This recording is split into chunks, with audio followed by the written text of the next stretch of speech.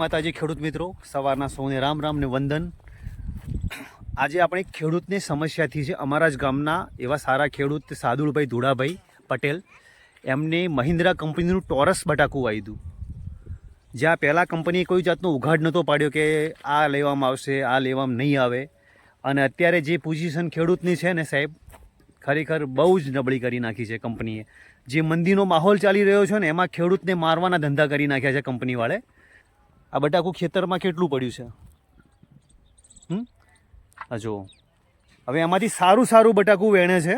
જે લેવાનું છે એ બી ટાળી નાખે છે અને સારો માલ લે છે અને ખેડૂતની દશા એકદમ ખરાબ કરી નાખી છે આ લોકોએ. કોઈ જવાબ નથી આપતા અને માપ આપી દીધું છે, બંગડી કહેવાય ને, જે આપી દીધી છે કે 40 mm ને ઉપરનું જ બટાકું લેવાનું. જો બરોબર છે, આ ટાઈપની પોઝિશન આપી છે, આ માપ આપ્યું છે. હવે ખેડૂતને એક બટાકું આમાં નાખીને આપવાનું કંપનીને. સાહેબ, ખેડૂતને કેટલી મજૂરી થાય વિચાર કરો ને.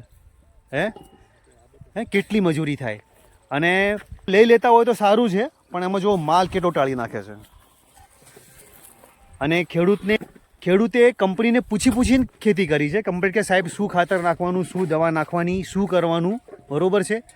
એમને બોરોન એસિડ નખાયું. બોરોન એસિડનું કામ શું કરે છે કે બટાકું ફાટે નહીં, છતાંય ફાટી ગયું છે.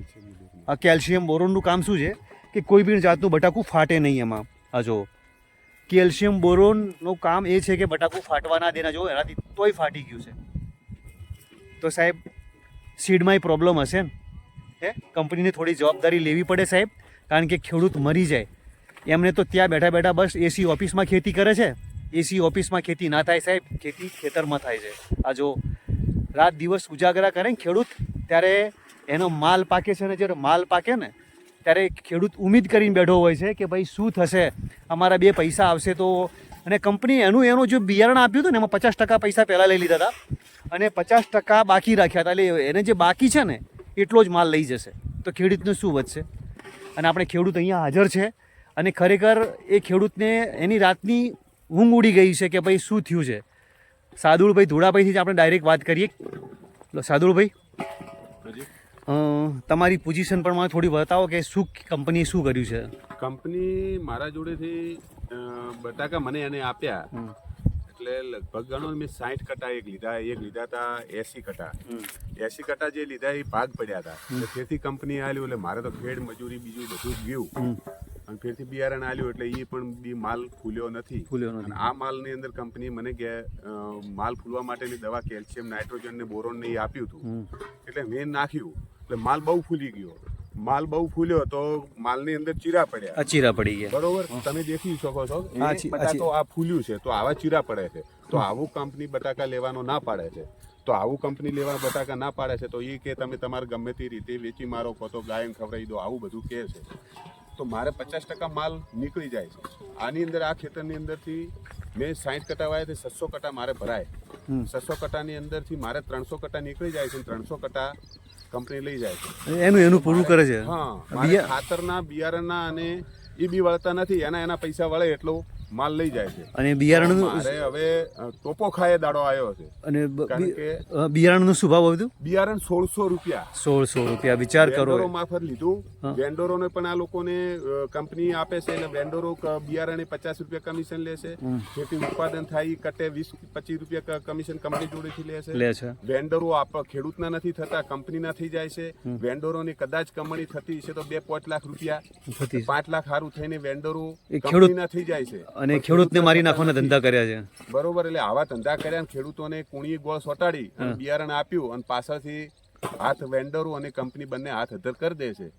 તો હવે પોઝિશન એટલી ખરાબ છે ને કોઈ ના પૂછવાના ને એટલી. બરોબર, એટલે મારે તો હાલે હવે હું આ ચોકડી મારી દઉં છું કે કંપનીના મહિન્દ્રા ટોરસ કંપનીના બટાકું આજ દિવસ સુધી હું કદી મારી લાઈફની અંદર નહીં વાવું. એ હું ગેરંટી બંધ કહું છું. અને હું મારા છોકરાઓને પણ કહીશ. એક દાખલો આપું, તમે જુઓ કે કંપની આપણી દાખલા તરીકે આપણી બેન કે દીકરી ગમે તે સસરે જતી હોય તો એને કદાચ કુદરતી કોઈ બી છોકરું જન્મ થયો હોય તો કોઈ બી રીતે લંગડું હોય, લૂલું હોય, ગાંડું હોય તો કોઈ આપણી છોકરીને કોઈ સાસરા પક્ષવાળા થોડા કાઢી મૂકવાના છે. તો આ બટાકાની અંદર એવું છે, બટાકું ચીરકા વાળું છે તો કંપની કાઢી મૂકે છે, નહીં લેતી. તો પછી આ કઈ રીતે પોઝિશન છે? કોઈ ખબર જ નથી પડતી. કંપની હાથ અધર કરી દે છે. ખેડૂતને મરવાના દાડા આવ્યા છે. જો આ ખેડૂત કંપની નહીં લે તો હું કોર્ટ સુધી લડવા માટે બંધાવું છું. હું કોર્ટમાં પણ જવાનો છું. આ કંપની બિયારણ નહીં લે તો હવે જે બટાકા 50% જે ખરાબ નીકળ્યા છે ને નહીં લે ને તો હું કોર્ટ કેસ કરીશ વકીલ મારફત, અને કોર્ટમાં પણ જવા માટે હું તૈયાર છું. જય ભારત. જુઓ સાહેબ, આમાંથી સારું બટાકું લેવાનું અને ખરાબ ખેડૂતનું, બરોબર. કંપનીનું શું કહેવાનું થાય છે સાહેબ કે ખેડૂત મારો? સાહેબ ખેડૂત મારો નહીં, ખેડૂતને બચાવો સાહેબ. આ પોઝિશન એવી છે, બટાકા બહુ ઉત્પાદન થયું એનો મતલબ એ નથી કે ખેડૂતને મારવાનો સાહેબ. એને જે થાય એનું થોડું ઘણું વળતર તો આપવું પડે ને. ભલે એનો માલ ફાટી ગયો, તમે કીધું એ બોરોન એસિડનું કામ શું છે? બોરોન એસિડનું કામ છે બટાકું ના ફાટે એ જ. તો બટાકું કેમ ફાટી ગયું સાહેબ? બટાકું ના ફાટવું છે ને, અને ફાટ્યું હોય તો તમારે થોડી ઘણી વળતર આપવી પડે સાહેબ. તો ખેડૂત મિત્રો, આ વિડીયોને બને એટલો શેર કરજો, કોમેન્ટ કરજો. જય માતાજી, જય રમાદાણી.